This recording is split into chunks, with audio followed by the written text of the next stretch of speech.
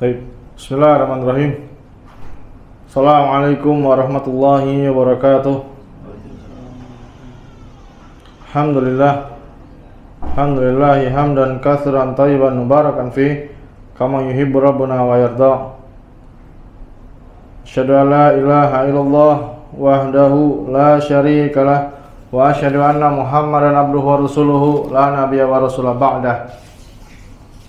Qala Allah Ta'ala fil Qur'anil Karim, ya ayyuhalladzina amanu taqullaha haqqa tuqatih wa la tamutunna illa wa antum muslimun. Amma ba'du fa inna asdaqal hadits kitabullah wa khairal hadi Muhammadin sallallahu alaihi wasallam wa syarrul umuri muhdatsatuha fa inna kulla muhdatsatin bid'ah. Ikhwan fi din wa akhwati fillah, azanallahu wa iyyakum. Alhamdulillah, kita bersyukur kepada Allah Subhanahu wa taala yang masih memberikan kita kesempatan untuk menunaikan kewajiban kita sebagai seorang muslim, yaitu melaksanakan sholat secara berjamaah, kemudian dilanjutkan dengan mempelajari agama Allah, mempelajari agama Islam sesuai dengan Al-Quran, Sunnah, dan pemahaman para sahabat Nabi Muhammad SAW. Kita melanjutkan pembahasan kita pada Kitab Tauhid karya Syekh Muhammad At-Tamimi rahimahullahu taala yang disyarah kembali oleh Syekh Shalih Fauzan hafizallahu taala.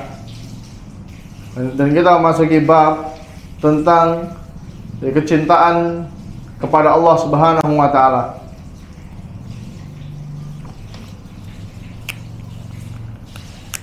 Bismillah. Dan ini merupakan pertemuan ketiga ya. Pertemuan ketiga pada bab ini ya. Insya Allah kita selesaikan pada hari ini. Dan sedikit murajaah ya.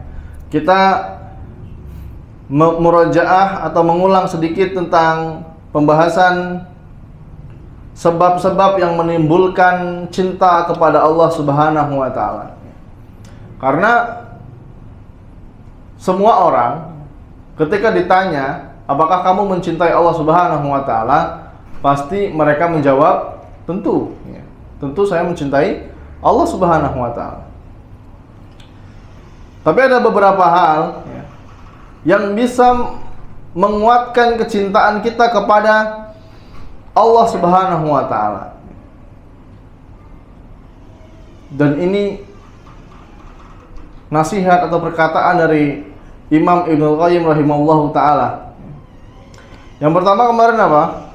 Membaca Al-Quran dan mentadabburinya dan memahami makna-maknanya. Jadi baca Al-Quran itu bukan sekedar membaca, tapi kita usahakan untuk paham, paham dari isi kandungan Al-Quran tersebut. Itu yang paling penting. Jadi tidak sekedar menghafal.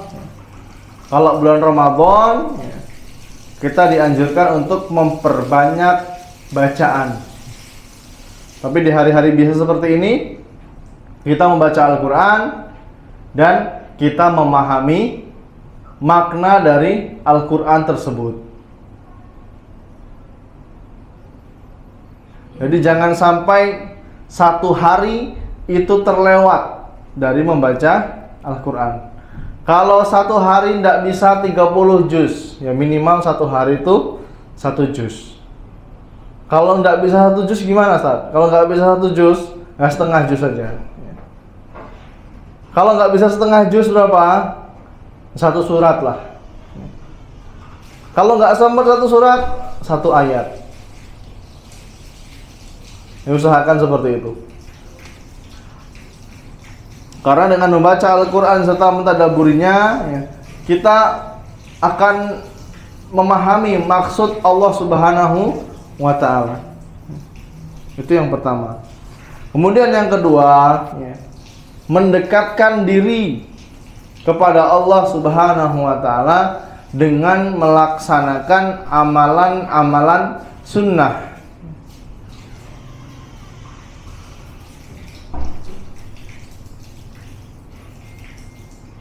Jadi melakukan amalan-amalan sunnah itu bisa menimbulkan kecintaan kepada Allah Subhanahu wa Ta'ala. Walaupun kemarin sudah kita bahas, poinnya bukan tentang kita mencintai Allah, tapi apakah Allah itu mencintai kita atau tidak. Itu yang paling penting. Karena dalam hadis qudsi Allah Subhanahu wa Ta'ala berfirman, "Wa ma yazalu 'abdi yataqarrabu ilayya bin nawafil hatta uhibbu." Dan tidaklah hambaku terus-menerus mendekatkan diri kepadaku dengan amalan-amalan sunnah sampai aku mencintai dia. Jadi kalau kita mau dicintai oleh Allah Subhanahu wa Ta'ala, kita berusaha mengerjakan amalan-amalan sunnah. Jangan bikin perkara-perkara baru dalam agama Islam ya. Kalau masalah dunia masih terserah kamu. Mau usaha ini, mau dagang ini, mau beli mobil ini, terserah kamu. Tapi kalau urusan agama ya, jangan sekali-kali dimodifikasi. Kenapa demikian? Karena amalan-amalan sunnah pun masih banyak yang kita lewatkan nih, amalan sunnah itu banyak dan masih banyak juga yang kita lewatkan. Jadi ngapain kita mau bikin perkara-perkara baru dalam agama Islam? Nggak puas sholat maghribnya 3 rakaat ditambah jadi 5 rakaat. Ini mengada-ngadakan perkara baru dalam agama. Ini nih yang tidak boleh.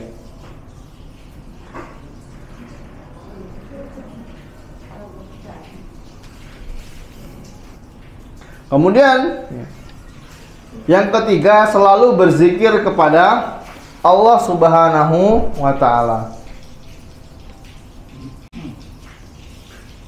Jadi kita dianjurkan berzikir, mengingat Allah dalam setiap keadaan. Kecuali ketika apa? Di dalam toilet. Di dalam toilet, lisan kita tidak boleh berzikir. Subhanallah, sambil buang air kecil, sambil buang air besar, tidak boleh mengucapkan lafaz Allah Subhanahu wa Ta'ala.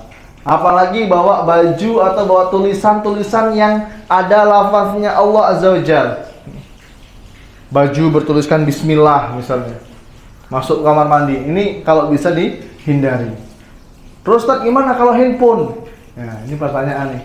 Handphone ada Al-Qur'annya, ada lafaz Allah. Handphone itu dihukumi bukan mushaf, tapi benda biasa aja ya. Kalau kebawa ke kamar mandi nggak masalah ya. Tapi nggak boleh juga sambil di kamar mandi dengar murotal atau di kamar mandi buka aplikasi Al-Quran, ini nggak boleh. Kita dianjurkan berzikir dalam setiap keadaan, baik zikir dengan hati ya, ataupun dengan lisan. Kemudian yang keempat ya, mendahulukan apa yang dicintai oleh Allah Subhanahu wa Ta'ala daripada apa yang dicintai oleh diri kita sendiri. Dan kita harus mengalahkan hawa nafsu kita. Banyak ya contohnya kemarin sudah kita sebutkan. Kita bisa melakukan maksiat tersebut, tapi Allah tidak ridho. Bisa tidak kita mengalahkan hawa nafsu kita? Contohnya apa kemarin? Melihat wanita-wanita yang haram untuk dipandang, wanita-wanita yang bukan mahram kita. Ini tidak boleh. Kita tahu bahwa Allah tidak suka, Allah melarang. Tapi bisa tidak kita mengalahkan hawa nafsu kita? Kita takut kepada Allah Subhanahu wa Ta'ala, itu yang paling penting. Dan kita diperintahkan menundukkan pandangan bukan di dunia nyata saja, tapi di dunia maya juga. diperintahkan menundukkan pandangan, gadul basar, itu menjaga pandangan bukan hanya di dunia nyata, tapi di sosial media kita. Ini kita dianjurkan untuk menjaga pandangan.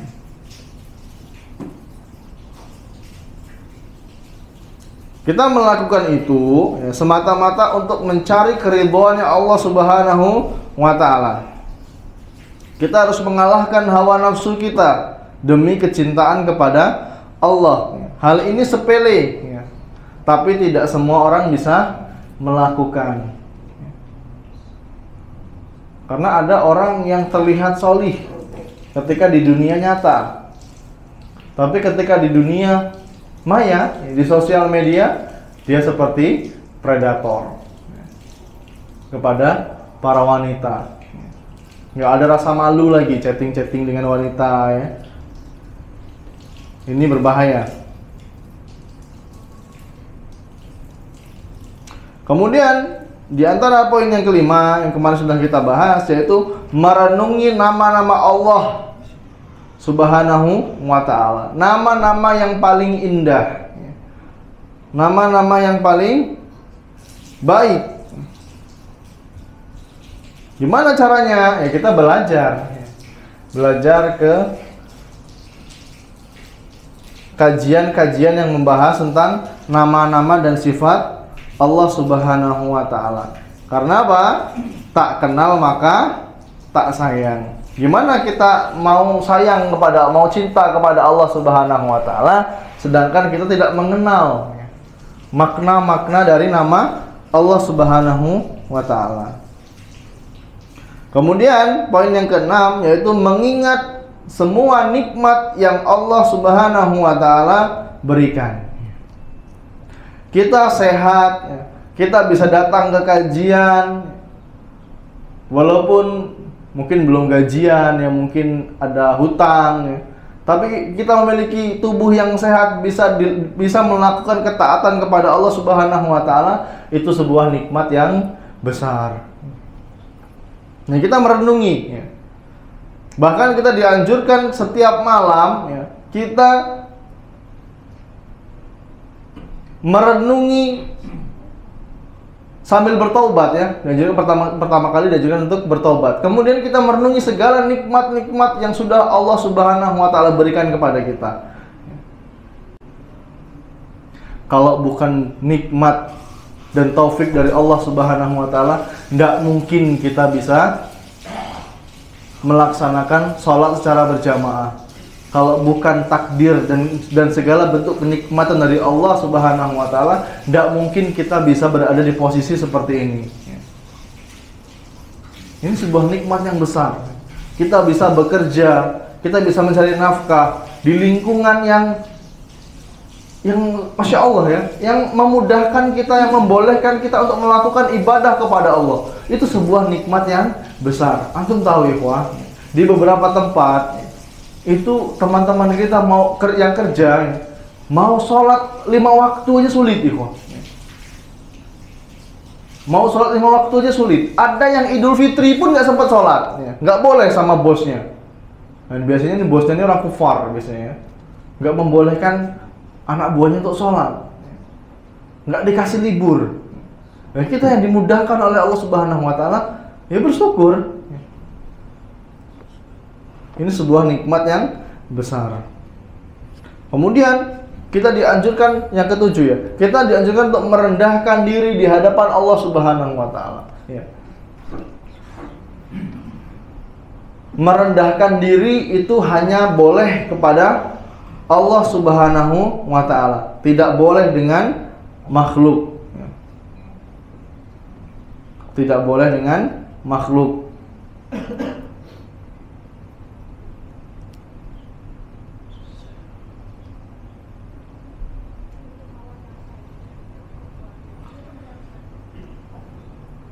Kita berdoa, kita minta kepada Allah Subhanahu wa Ta'ala, ya, sambil merendahkan diri kita.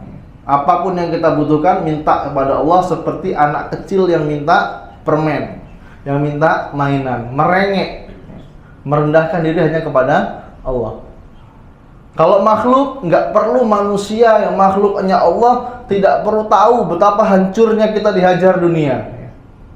Kita lagi susah, ya kita nggak punya duit, makhluk nggak usah tahu.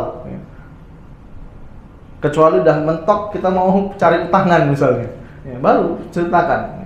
Saya butuh untuk biaya anak sekolah, saya butuh untuk istri saya sakit misalnya. Tapi jangan sampai merendahkan diri, karena merendahkan diri itu hanya kepada Allah Subhanahu wa Ta'ala. Kemudian yang ke-8, ya, berkholwat. Kalau ikhtilat itu apa? Bercampur baur. Kalau kholwat itu berdua-duaan. Ikhtilat aja nggak boleh, apalagi berkholwat dengan wanita yang bukan mahram. Satu ruangan dengan wanita nggak boleh. Tapi Ustaz, dia sudah punya suami, saya juga sudah punya istri. Itu bukan jaminan, ya. Karena syaitan itu licik, dia akan menghias-hiasi. Mana ada tuh hadisnya tuh? Wanita itu ketika keluar, syaitan akan menghias-hiasi. Berapa? 70 kalau nggak salah. Dengan segala jenis keindahan. Ya padahal ya sama aja nih ya. Sama aja kayak istri kita di rumah. Cuman syaitan itu menghias-hiasi. Akhirnya apa? Menimbulkan fitnah untuk laki-laki. Kalau kita mau berkholwat, kita berkholwat kepada Allah Subhanahu wa Ta'ala. Caranya gimana? Bangun di sepertiga malam terakhir. Susah Ustaz, nggak kebangun. Antum introspeksi diri. Mungkin ada dosa-dosa di siang hari yang antum melakukan, sehingga terhalang untuk bangun sholat malam. Minta ampun kepada Allah Subhanahu wa Ta'ala. Ketika kita sudah bangun di sepertiga malam terakhir, barulah kita kalau bisa mandi, ya kita pakai baju yang terbaik, bukan yang termahal ya. Pakai baju yang terbaik, baju sholat kita, pakai parfum, kemudian sholat, dilanjutkan dengan meminta atau berdoa kepada Allah Subhanahu wa Ta'ala. Nggak ada yang tahu, hatta istri kita pun nggak tahu. Ketika kita sudah puas, ya, kita berkholwat kepada Allah dengan Allah Subhanahu wa Ta'ala, baru bangunkan istri kita. Dek, bangun dek, sholat dek. Bahkan kalau istri kita nggak mau bangun, disuruh apa? Memercikan air. Dipercikkan ya, bukan diguyur. Dipercikan air supaya apa? Supaya bangun. Karena berkholwat pada Allah adalah cara mudah agar seseorang itu bisa cinta kepada Allah Subhanahu wa Ta'ala.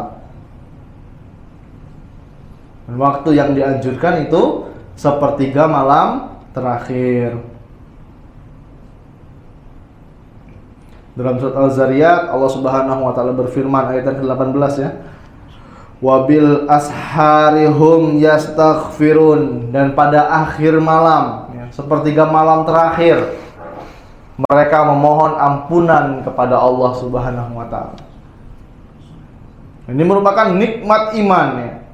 Dia bisa mengalahkan hawa nafsunya untuk menyenangkan Allah Subhanahu wa Ta'ala. Dan tentunya kalau kita bisa melakukan hal tersebut ya, bisa menimbulkan kecintaan kepada Allah Subhanahu wa Ta'ala.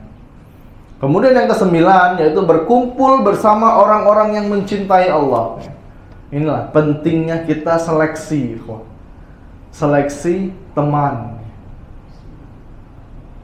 Kalau sekedar berteman, siapapun ya boleh kita temani.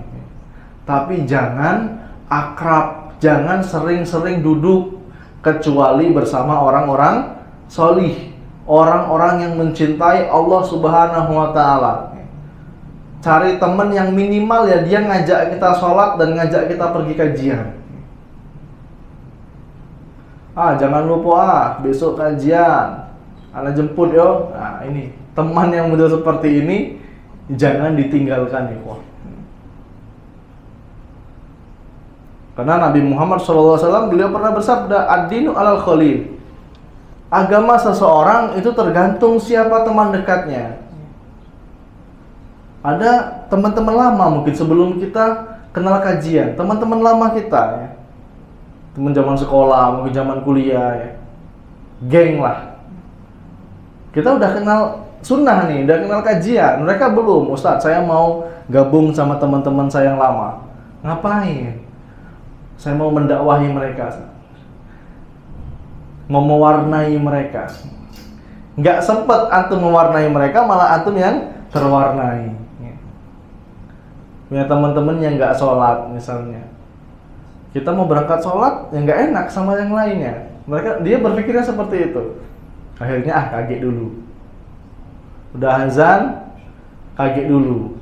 Kenapa? Belum qomat. Terus gitu terus. Akhirnya dia dari meninggalkan yang sunnah sampai meninggalkan yang wajib. Dan ini berbahaya, ikhwan. Pentingnya kita mencari teman yang juga dia mencintai Allah Subhanahu wa taala. Bahkan kita harus meluangkan waktu. Meluangkan waktu untuk berkumpul dengan mereka. Ya bagus kalau misalnya habis kajian pulang ke rumah main sama istri, main sama anak ya. Pagi kerja, sore pulang istirahat sebentar, ke masjid kajian, kemudian pulang ke rumah, bagus ya. Tapi kita harus meluangkan waktu untuk berkumpul bersama orang-orang yang solih ya. Orang yang kita anggap solih ya, yang dia melakukan amalan-amalan sesuai dengan Al-Quran dan Sunnah ya. Yang bisa mengingatkan kita kepada Allah Subhanahu wa ta'ala. Kemudian yang terakhir, kita harus menjauhkan hal-hal yang bisa menjauhkan hati kita kepada Allah Subhanahu wa ta'ala. Apapun yang bisa menjauhkan kita kepada Allah, tinggalkan. Baik itu manusia maupun pekerjaan yang bisa menjauhkan kita kepada Allah, lebih baik ditinggalkan. Kita tahu teman ini nih bisa ngajak maksiat nih, pengaruhnya jelek untuk kita, lebih baik ditinggalkan, cari teman yang lain.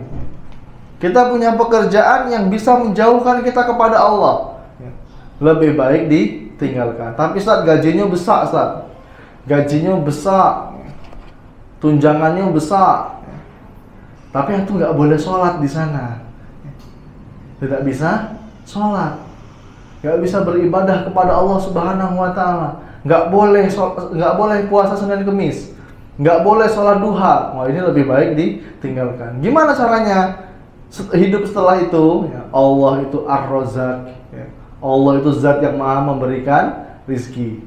Kalau kita meninggalkan sesuatu karena Allah, ingat ya, meninggalkan sesuatunya karena siapa? Allah, pasti Allah akan ganti dengan yang lebih baik. Ini jaminan nih kok. Ini Allah jamin. Kalau kita meninggalkan sesuatu karena Allah, pasti Allah ganti dengan lebih baik. Kemudian ikhwan fillah azanallahu wa iyyakum, kita masuk dalil yang kedua.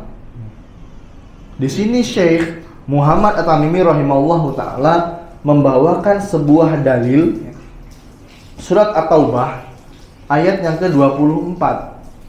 Allah Subhanahu wa taala berfirman, "Qul in kana aba'ukum wa abna'ukum wa ikhwanukum wa azwajukum wa ashiratukum wa amwalun iktaraftumuha wa tijaratun takhshawna kasadaha wa masakinu tardawnaha ahabba ilaikum minallahi wa rasulihi wa jihadi fisabilihi fatarabbasu hatta ya'tiyallah bi amrihi wallahu la yahdil qaumal fasikin." Kata Allah Subhanahu wa taala, "Kul," katakanlah wahai Muhammad, katakanlah wahai Rasul, jika bapak-bapakmu, anak-anakmu, saudara-saudaramu, istri-istrimu, keluargamu, harta kekayaan yang kamu usahakan, perdagangan yang kamu khawatirkan kerugiannya, dan rumah-rumah tempat tinggal yang kamu sukai, lebih kamu cintai daripada Allah dan Rasulnya, serta berjihad di jalannya, maka tunggulah sampai Allah memberikan keputusannya. Inna wallahu la yahdil qaumal fasikin. Dan Allah tidak memberi petunjuk bagi orang-orang fasik. Ini sebuah tamparan keras sih kok. Ya terkadang kita emang berat. Berat dengan orang tua kita, anak-anak, istri. Anak istri itu fitnah untuk kita ya kok. Dulu sering kajian nih waktu bujangan ya. Sebelum menikah nih rajin kajian. Setelah menikah, Allah nggak nongol di kajian. Alasannya apa? Sibuk sama istri, sibuk cari nafkah, sibuk ngasuh anak. Ini tinggal manajemen waktunya lagi. Karena anak istri kita tuh fitnah. Ya kalau nurutin anak istri kita, ya kita nggak kajian. Kita nggak kajian nih kok. Harta kita, usaha kita. Kadang nih mau pergi kajian nih. Nggak usah bilang tabligh akbar lah, kajian rutin aja.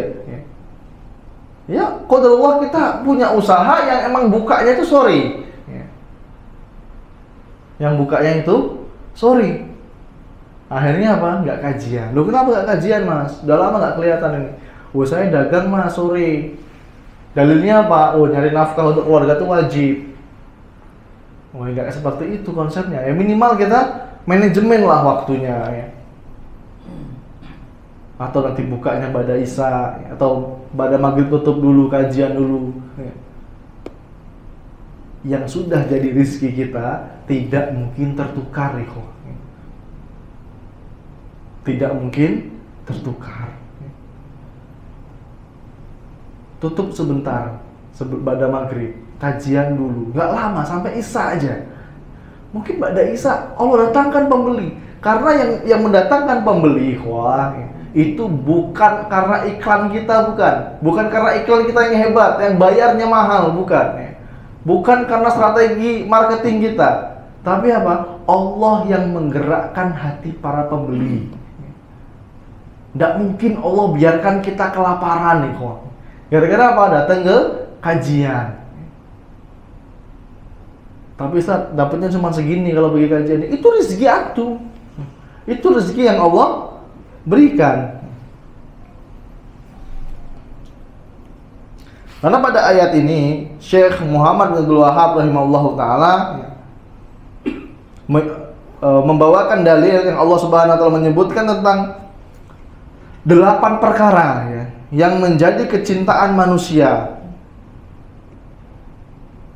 Di antaranya apa? Cinta kepada orang tua, cinta kepada anak, cinta kepada saudara, pada istri, kepada karib kerabat, cinta pada harta, cinta kepada perdagangan. Kemudian cinta kepada rumah yang sudah dia bangun dengan susah payah. Kalau ternyata kecintaan seseorang itu melebihi cintanya kepada Allah Subhanahu wa taala dan Rasulnya, dan melebihi cintanya dari jihad di jalan Allah Subhanahu wa taala, maka dia termasuk golongan orang-orang yang fasik.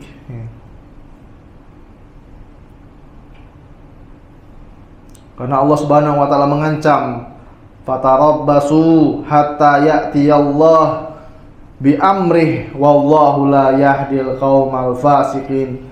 Maka tunggulah sampai Allah memberikan keputusannya, dan Allah tidak memberi petunjuk kepada orang-orang fasik.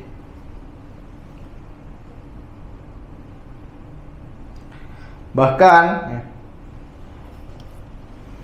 Ibnu Umar radhiyallahu anhuma, beliau pernah berkata, sami'tu Rasulullah sallallahu alaihi wasallam yaqul, aku mendengar Rasulullah sallallahu alaihi wasallam beliau bersabda, idza tabayatum bil ainah wa ghaztum aznabal baqar wa raditum biz zar'i wa taraktumul jihad sallallahu alaikum zulla la yanzi'uhu hatta tarji'u ila dinikum. Hatta tarji'u ila dinikum. Nabi Muhammad SAW beliau pernah bersabda, jika kalian sudah berjual beli secara inah, apa inah? Riba, dan kalian mengikuti bakor, apa al-baqarah? Sapi, yaitu kita fokus ke pertanian kita, fokus ke usaha kita, dan kalian suka dengan bercocok tanam dan meninggalkan jihad, Allah tidak akan mencabutnya dari kalian hingga kalian tarji'u ila dinikum, sampai kalian kembali kepada agama kalian. Dalam hadis ini Rasulullah SAW mengabarkan bahwa Allah Subhanahu wa Ta'ala tidak melarang. Allah itu nggak melarang kita mau berdagang, bangun rumah, sayang kepada keluarga. Tapi yang paling penting, jangan sampai itu semua membuat kita meninggalkan kewajiban kita terhadap Allah Subhanahu wa Ta'ala. Ketika seseorang sudah mendahulukan perkara-perkara tadi, sampai meninggalkan perintah-perintah Allah, maka dia telah bermaksiat kepada Allah Subhanahu wa Ta'ala. Banyak nggak kira-kira ikhwah? Contohnya, contoh realnya di depan mata kita. Dari hadis yang Nabi Muhammad SAW sebutkan tadi, idza tabayatum bil inah, kalau kalian sudah jual beli pakai riba. Nah ini banyak nggak kira-kira? Banyak ikhwah. Kemudian wa aghadtum aznabal baqar, kalian mengikuti ekor sapi, bajak sawah. Ini banyak terjadi. Fokus di sawah, akhirnya apa? Nggak sholat. Banyak kita jumpai. Sebenarnya solusinya ada. Allah nggak melarang kita mau bertani, mau berdagang, ya. Solusinya ada. Ya.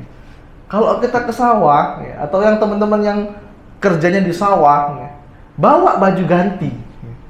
Bawa kain, sarung, ya. Bawa baju yang bersih, ya. Kan nggak najis, boleh, silahkan. Ya. Kotor Ustaz, bau Ustaz, ya. Ini bukan alasan nih kok. Bawa baju ganti, ya. Sholat, ya. Apalagi laki-laki tuh nggak ada nggak ada alasan tuh nggak sholat ya kok. Apa alasan nggak sholat? Kalau wanita banyak, ya. Haid, nifas, ya. Ini boleh wanita nggak sholat. Kalau laki-laki apa? Ya. Suruh pakai mukena aja, ya. Ini aib ya. Kalau laki-laki disibukkan dengan pekerjaan tapi nggak sholat, ya, dia sudah bermaksiat kepada Allah Subhanahu wa Ta'ala. Malu harusnya. Dan ini ciri-ciri orang yang fasik.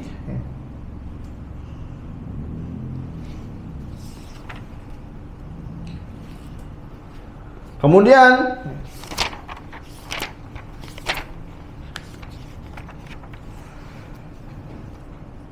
Syekh Muhammad At-Tamimi membawakan sebuah rahimallahu ta'ala, beliau membawakan sebuah hadis, ya, yang diriwayatkan oleh Anas bin Malik radhiyallahu an, bahwasanya Rasulullah SAW beliau pernah bersabda, la yu'minu ahadukum hatta akuna ahabba ilaihi min waladihi wan nasi ajma'in. Tidaklah salah seorang dari kalian beriman hingga aku lebih dia cintai daripada anaknya, daripada orang tuanya, dan manusia semuanya. Nah, di sini menunjukkan bahwasanya kecintaan kepada Rasul diperintahkan untuk berbaktinya apa? Nak, dem gak usah sholat nak, temenin ibu aja, nggak usah sholat. Kalau kamu sholat, nanti ibu akan merajuk. Ini nggak boleh diikuti nih, wah. Atau nak, antarkan kepala kerbau ini ke atas gunung nak, tanam di sana. Buat apa mak? Buat ini, buat persembahan penghuni gunungnya. biar nggak meletus gunungnya. Ini nggak boleh kita ikutin, ikhwan. Walaupun dia orang tua kita sendiri. Karena ada beberapa orang yang masih melakukan maksiat ya, dengan dalil apa? Perintahnya orang tua. Padahal tidak ada ketaatan dalam kemaksiatan. Tidak ada ketaatan dalam kemaksiatan.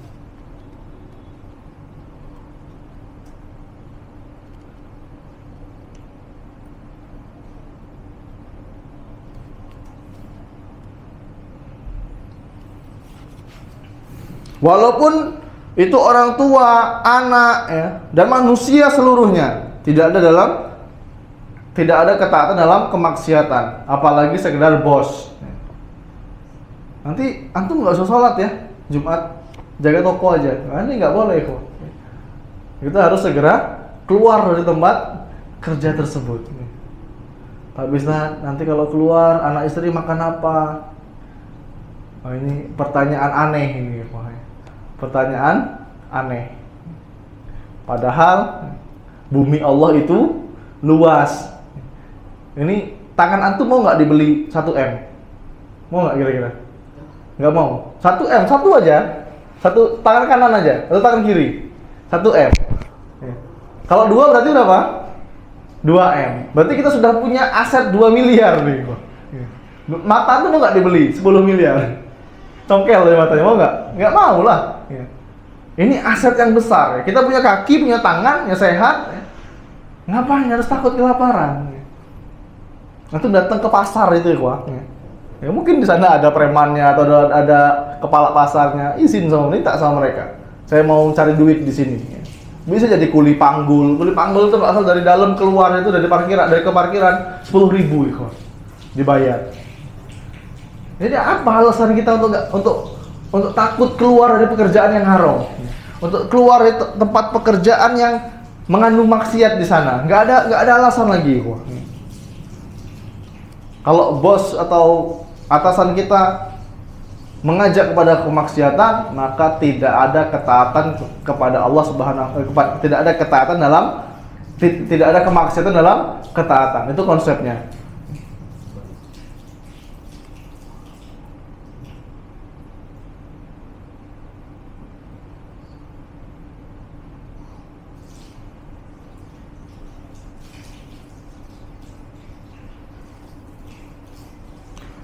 Kalau kita mau belajar tentang sirah para sahabat ya, mereka itu rela mati ya. Demi apa? Melindungi Nabi Muhammad sallallahu alaihi wasallam. Tuh lihat para sahabat yang syahid ya, di perang Uhud ya. Mereka mati dalam keadaan mengenaskan ya. Demi apa? Membela Nabi Muhammad sallallahu alaihi wasallam. Terus gimana cara kita bisa mencintai Nabi Muhammad SAW? Ya. Kok ini kan pembahasannya cinta kepada Allah, kenapa bisa cinta kepada Nabi? Ya karena kalau kita mencintai Nabi Muhammad SAW, kita mengikuti sunnah-sunnah beliau, itu bisa mendatangkan cinta kepada Allah Subhanahu wa Ta'ala. Di antara sebab-sebab yang bisa menimbulkan rasa cinta kita kepada Nabi Muhammad SAW, ya, kita harus mengingat ya, bagaimana indahnya akhlak Nabi Muhammad SAW. Manusia yang paling baik akhlaknya itulah Nabi Muhammad SAW. Banyak kisah-kisahnya ya. Beliau dilempar ketika berdakwah di Taif ya. Beliau di Taif bersembunyi di kebun anggur, dilempari sama anak-anak kecil sampai kakinya terluka. Dikatain sama anak kecil, orang gila. Anak kecil ya, melempari pakai batu sambil neriakin orang gila. Bersembunyi di perkebunan. Sampai malaikat yang menjaga gunung itu apa? Beliau mengatakan kepada Nabi Muhammad SAW, wahai Muhammad, kalau kamu mau, saya angkat gunung ini, saya lempar ke sana. Tapi apa? Keindahan akhlak Nabi Muhammad SAW. Jangan. Saya berharap dari selangkangan mereka itu lahir orang-orang yang mentauhidkan Allah, orang-orang yang beriman kepada Allah Subhanahu wa Ta'ala. Inilah begitu Begitu indahnya akhlak Nabi Muhammad SAW. Kemudian kita mengingat jasa-jasa Nabi yang kedua ya, kita mengingat jasa-jasa Nabi Muhammad SAW. Yang pertama dari Allah Subhanahu Wa Taala. Kalau bukan melalui tangan Nabi Muhammad SAW, apa jadinya kita? Apa jadinya kita kalau tidak ada Nabi Muhammad SAW? Orang yang sudah diampuni dosanya sebelum dan sesudah. Semua hal, semua perkara itu sudah diajarkan oleh Nabi Muhammad SAW. Dari membagi harta rampasan perang sampai masuk ke kamar mandi itu sudah diajarkan oleh Nabi Muhammad SAW. Wallahu a'lam bishawab. Ya, mungkin itu dapat saya sampaikan karena ada suatu hal yang belum bisa kita lanjutkan pertemuan hari ini. Insya Allah kita lanjutkan pada pertemuan yang akan datang. Kami akhiri dengan doa kafaratul majelis. Subhanakallahumma wa bihamdika asyhadu alla ilaha illa anta astaghfiruka wa atubu ilaik. Assalamualaikum warahmatullahi wabarakatuh.